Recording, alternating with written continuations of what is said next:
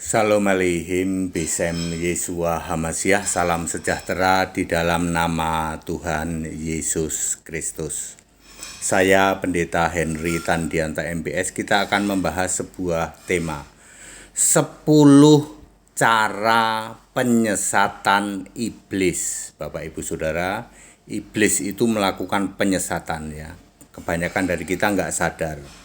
Pengantar, iblis adalah Lucifer, yaitu mantan malaikat. Dulu di surga, iblis itu tahu sekali, tahu banget di surga itu Yesus adalah Allah itu. Satu Allah. Semua malaikat menyembah Yesus Allah itu. Maka setan-setan pun juga tahu satu Allah. Yakobus 2 ayat 19 ya. Tritunggal malah nggak tahu kalau di surga itu ternyata cuman satu Allah dan punya nama Yesus Kristus. Iblis obsesinya menyamai Allah ya. Maka iblis itu membuat segala sesuatu yang bertentangan atau nyamain dengan Allah ya. Itu di dalam Yesaya 14 ayat 14 ya. Iblis jauh lebih cerdas dari manusia. Iblis itu sudah hafal surga, kan dia mantan malaikat di surga. Iblis punya siasat yang jahat, levelnya di atas manusia. Maka manusia bisa disesatkan iblis, tapi iblis tidak bisa dikalahkan manusia ya, kecuali kalau manusia itu percaya Yesus Kristus. Iblis mana ya? Bentar ya. Iblis hanya takluk ya. Iblis itu hanya takluk kepada kuasa dari surga. Iblis kalah dan takluk dengan Michael, penghulu malaikat. Apalagi dengan Yesus ya udah pasti kalah ya toh. Yesus Kristus satu-satunya Allah. Iblis itu dulunya menyembah Yesus di surga dulu ya. Nah, sekarang 10 pekerjaan iblis ya. Yang paling sukses itu nomor berapa ya? Ini ya, bentar ya. Ya, 10 pekerjaan iblis. Nomor 8, lu kok pakai nomor 8 dulu nggak apa-apa ya. Mengaku sebagai bapa. Karya keberhasilan terbesar iblis adalah membuat dirinya menyamai Allah, menyamai Yesus Allah, yaitu dengan berhasil membuat gereja menyembah Bapa, tidak lagi menyembah Allah Yesus Kristus. Ini karya iblis terbesar ya.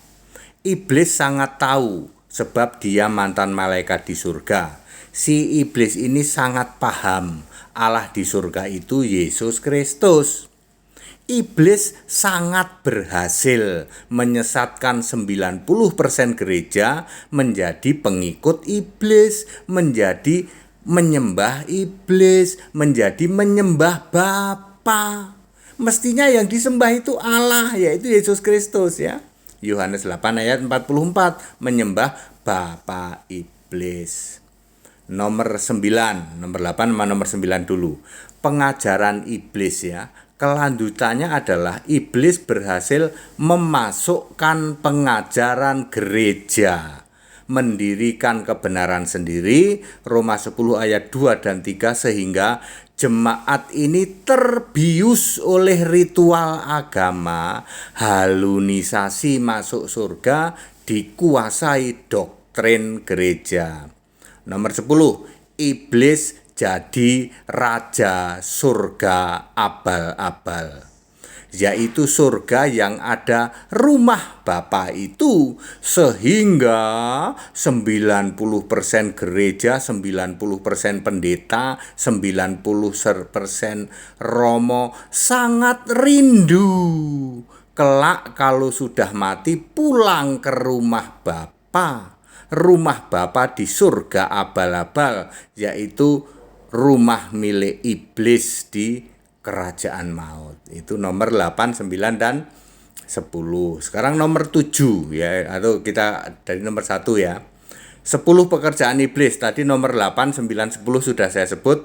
Sekarang nomor 1, memperdaya Adam di taman di Eden. Kejadian 3 ayat 13, ular itu memperdaya Eva. Ular yang dimaksud adalah naga merah padam yang besar. Nomor 2, merebut rencana keselamatan atau blueprint rencana Allah. Wahyu 12 ayat 1 sampai 9, si naga merah padam yang besar itu berusaha untuk merebut blueprint, menggagalkan rencana keselamatan. Maka Mikael, penghulu malaikat itu mengalahkan iblis, lalu iblis itu diusir ke bumi bersama dengan pengikut-pengikutnya. Nomor 3, membunuh bayi Yesus lewat Herodes. Ya, lewat Herodes iblis berusaha membunuh bayi Yesus. Matius 2 ayat 16 sampai 18. Nomor 4, mencobai Yesus. Matius 4 ayat 1 sampai 11, setelah gagal merebut blueprint, gagal pula membunuh bayi Yesus, maka iblis mencobai Yesus, ya, disuruh sujud kepada iblis, ya. Ya, di dalam Matius 4 ayat 10 itu ya, ayat 9 itu ya. Lalu Yesus menjawab, kamu harus sujud pada Tuhan Allah, kepadaku, ya. Tuhan Allah itu kan Yesus, ya. Nomor 5, berusaha menggagalkan pelayanan Yesus dengan cara membenturkan dengan agama Yahudi, yaitu ahli-ahli Taurat, orang Farisi dan orang Saduki. Berkali-kali Yesus coba untuk dilukai, coba untuk dilempari batu, bahkan mau dimasukin, dijatuhin ke jurang segala selama dalam pelayanannya. Nomor 6, menjadikan Yudas Iskariot itu pengkhianat. Iblis memakai Yudas Iskariot menjadi pengkhianat untuk Yesus. Lukas 22 ayat 3 sampai 6.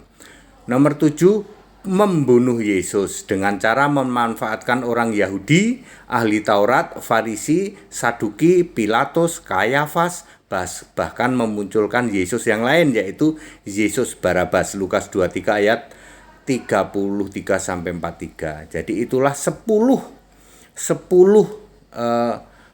cara Yesus di dalam 10 cara Yesus dalam penyesatan, ya. 10 cara penyesatan iblis, kok penyesatan Yesus, penyesatan iblis. 10 cara iblis di dalam penyesatan, ya. Sorry tadi saya salah ngomong. Yang paling nancep itu nomor 8, nomor 9, nomor 10. Saya ulang ya, nomor 8. Iblis ini berhasil, ya, atau mengaku sebagai Bapa. Ya, mestinya yang disembah itu kan Allah. Tapi iblis ini berhasil menipu, ya, menipu gereja, ya. 90% gereja tertipu sehingga tidak lagi menyembah Allah, yang disembah malah Bapa iblis.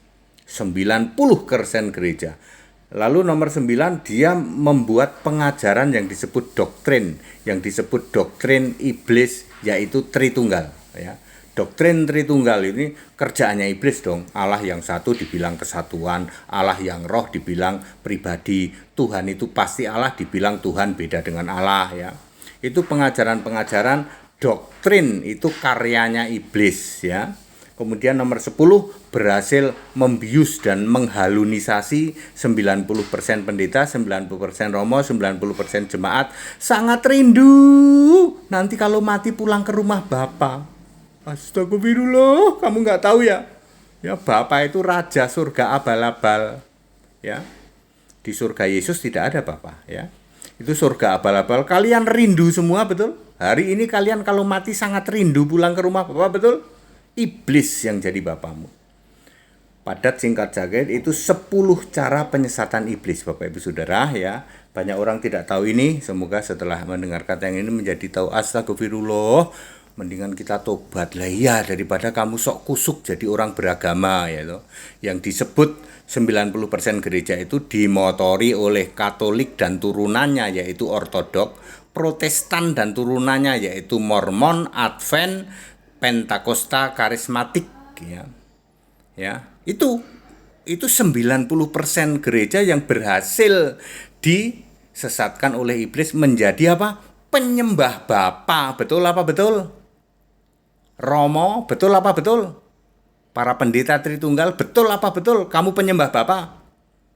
Betul Pak, tidak pernah ada di Alkitab orang nyembah Bapa. Tidak pernah ada doa ke Bapa. Betul? Itulah karya penyesatan iblis terbesar, yaitu berhasil menipu 90% gereja sehingga menyembah si Bapa iblis. Segala hormat kemuliaan untuk Yesus Kristus, satu-satunya Allah yang benar. Haleluya, amin.